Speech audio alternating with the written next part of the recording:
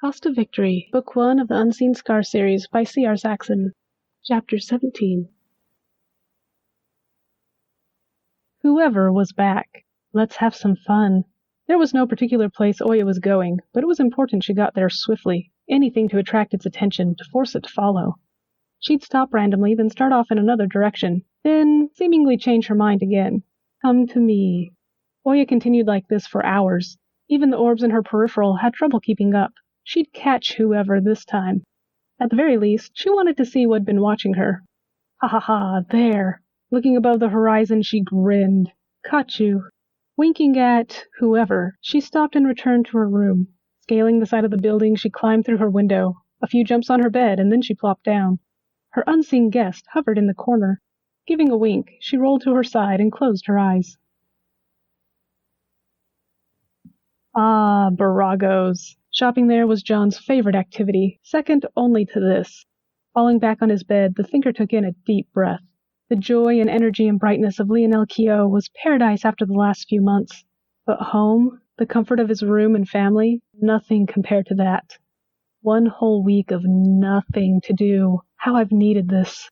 Things were never simple or calm around his ally. He didn't understand how someone who couldn't stand attention caused so much trouble. But was it really his fault? Shaking his head, John allowed it to empty. The skeleton wasn't going home. Ferdinand went straight to the palace, and was with his oldest brother. By now, the gent would be at the main capital enjoying the gala.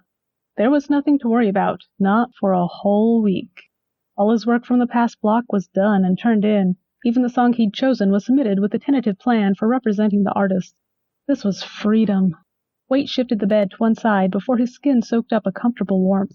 Opening his eyes, he found Rigel, the third youngest of the Artemis boys. Giving his big brother a giant smile, he closed his eyes again and snuggled up close. It didn't matter how warm it was in the house. Nothing beat this kind of comfort. I know you just got back from playing chess with Dad and Samuel, but Nezu and I are going for a boat ride. Want to join us? Unlike the other Artemis boys, Rigel's voice wasn't deep, but it felt softer, more comfortable somehow.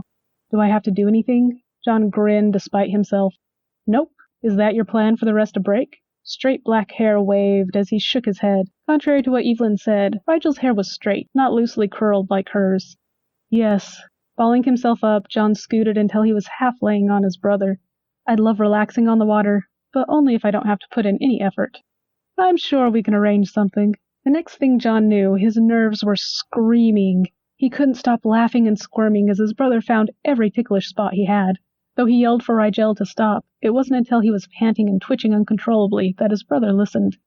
Come on. Rigel pulled his baby brother off the bed. Once he was standing solidly on his feet, John realized they were almost the same height. A couple more inches, and he'd no longer be the smallest. It was a depressing thought. Finally decided to chat, Oya's voice floated across the sky. How did you do this, little one? She laughed. Call me Oya. How did you do this, Oya? Dreams are a fun playground, aren't they? Leaning back, she smirked at the middle-aged man, whose features were a little too perfect to be human.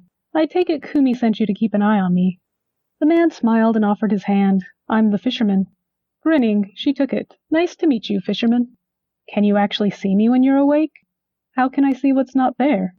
Then why did you keep looking at me? You were even toying with me. Giggles filled the air as soft grass cradled her. You have a strong presence. Ah, if you're the fisherman, then you might prefer this. The surroundings changed. A river flowed through a mountain pass. The fisherman was waist-deep with a long rod he obviously wasn't used to. On a giant rock splitting the water, Oya sat.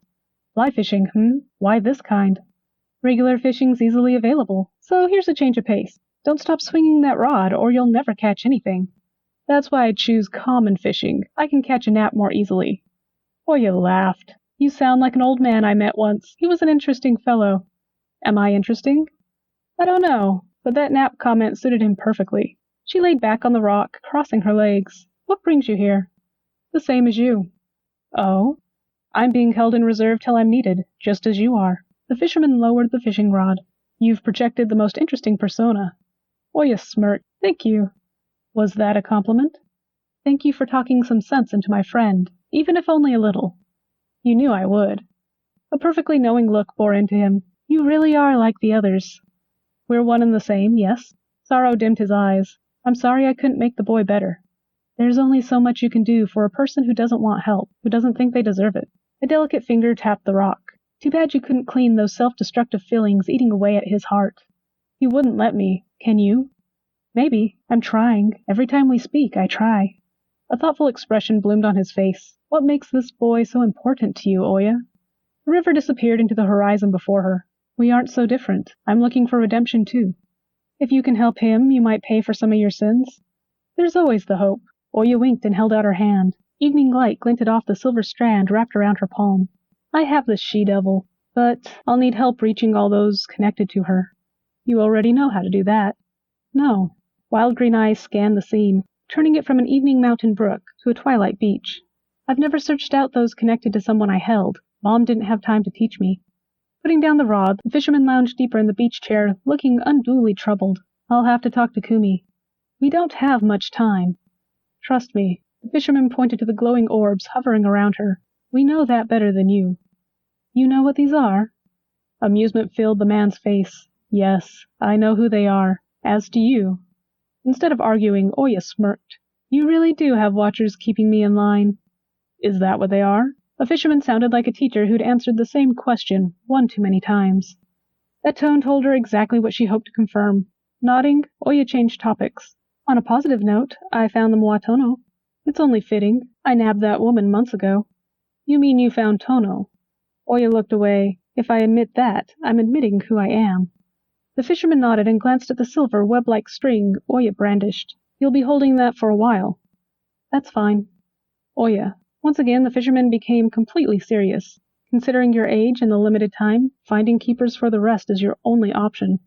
I know. What do you think I've been doing? Puffing out of breath, she continued. I placed 3 before running into her. Only 6 more to go. Generations have been spent finding keepers. What makes you think you can place 6 before confronting her? I know who one of them needs to go to. I have a pretty good idea for the other. That leaves 4. Fire shot across those alien green eyes. That she-devil, that Kajoma. Oya. Ignoring his disapproving tone, she pressed on. There's only 3 tribes left, and 1 camp. She destroyed the rest. 4 groups can't handle 6 charges, plus the ones they already have. Silently, the man sat back and waited for her to calm down. But even among the original descendants, finding a proper keeper wasn't easy. Now I'm in a place with almost no one. You'll have to leave the islands then. Yeah, but there's something I want to do first. A wicked grin took over her lips. Besides, the resources here are invaluable. Rage bellowed through the door and down the hall, along with a deep crash. Yet no one heard it. Not in a palace this large. Pain blinded Ferdinand as ungiving oak proved itself harder than his bones. His arm breaking instead of his skull should have been considered a good thing, but after the last year... Regardless, no one can know Zephyr broke him. Sleep-deprived insanity or not, keeping his prince from killing him was top priority. His cousin was exhausted and incoherent. Sloppy movements were slowed from a taxed mind. This gave Ferdinand the upper hand. Pushing himself away with his uninjured arm, Ferdinand reached for the neural blocker. Dodging left and right again, Ferdinand herded Zephyr between the bed and himself. Only then did the skeleton dash forward. Not giving his prince time to react, the tinkerer slapped the neural blocker on his cousin's forehead and activated it. By the time it kicked in, Zephyr was falling onto the bed. Neural blockers put his cousin's body to sleep, but it did little for Zephyr's brain. It made no sense. Silence filled the room while screaming filled his ear. This is my fault. I did this to him. Ferdinand staggered out of his cousin's room, panting from pain and adrenaline. He knew what to do. 10 minutes later, he sat at the bottom of some stairs, smashing a vase that had been at the top. He let out a cry and waited. Why wasn't I born a healer? 6 feet came toward him. Considering the location of the stairs, the maid and kitchen hand were expected. His aunt, the queen, however... Ferdinand, what happened? Zephyr's mother knelt beside him, straight black hair falling forward. Yuchio flowed flawlessly off her tongue. Only grassland natives ever mastered that language. It was complex and beautiful, more so even than Oya's Oundo. Clutching at his arm, Ferdinand gasped, "Impassable, Yuchio.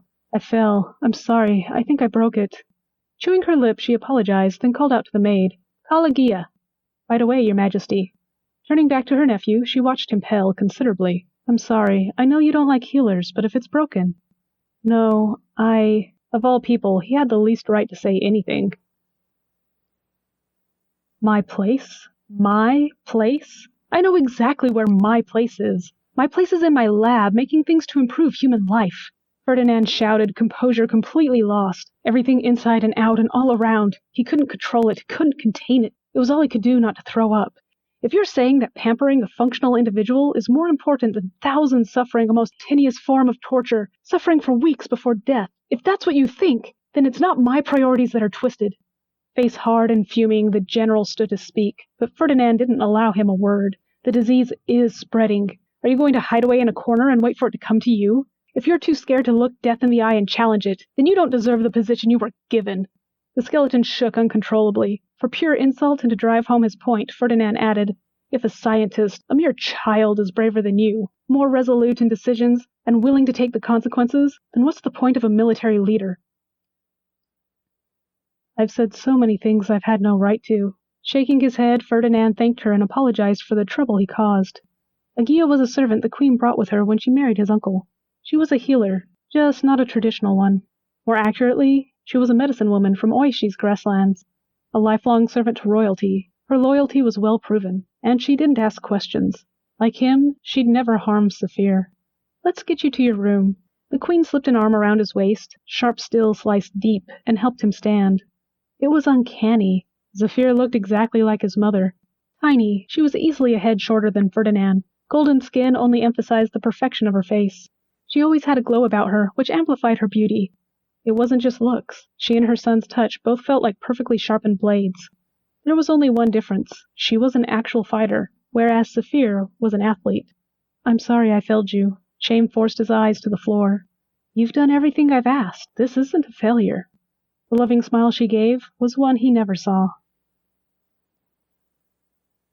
John walked down the gangplank. 2 cases swung at his sides, neither of them his. That night, they tried. They really did. After dragging the gent inside, John's family opened up to Ferdinand. They told the skeleton how much they loved him, how worried they were. It made John jealous. And yet, Ferdinand couldn't even look at them, and the gent refused to speak. It wasn't until hours later, when it was just John and him, that the tinker finally opened his mouth. And what did he say? Please take these back to school for me. That's all. Neither could John get him to utter a single word more. As annoying as that was, John couldn't turn down the one request his ally made. If he did, who knew if Ferdinand would ever speak around them again? Lost in thought, the thinker walked under a tree and nearly collided with a head. Blood-red hair spiked out in all directions, and wild green eyes made him shiver. Oya! What happened to your hair? It was short and devoid of any black. Neither did it complement her golden brown skin. It was more beautiful dark. She grinned and flipped off the branch. Those crazed eyes shot him an accusatory look when she saw the familiar box in his hand. He asked me to bring his instruments back. Satisfied, Oya headed toward the boys' dormitory. The confidence surrounding her expected him to follow without question. By the time he got there, however, she was nowhere in sight. It was strange walking into an empty suite, lonely.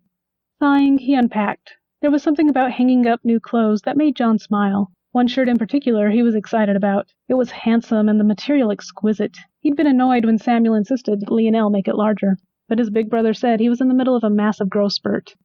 I'm not ready to be a giant yet. He loved being small. Walking to the mirror, he held it up to his neck. Guess it'll fit soon. Those words hadn't fully left his mouth when Oya's reflection appeared next to his. Heart 3 feet from his chest, John yelped and spun. Oya, don't barge into people's rooms uninvited. How did you get in here anyway? I'm sorry. I didn't hear the door. With a grin, she held out her personal translator. 3 stories isn't a difficult climb. Times I wonder if your death wish isn't stronger than Ferdinand's. It's enjoyable and relaxing, and it keeps my hands busy. Creative people with idle hands are dangerous, she sneered. You're creative? Isn't she simply obnoxious? That thought was one he mentally scolded himself for. Oya was a girl, even if she didn't act like it. You've no idea. She spun around the room.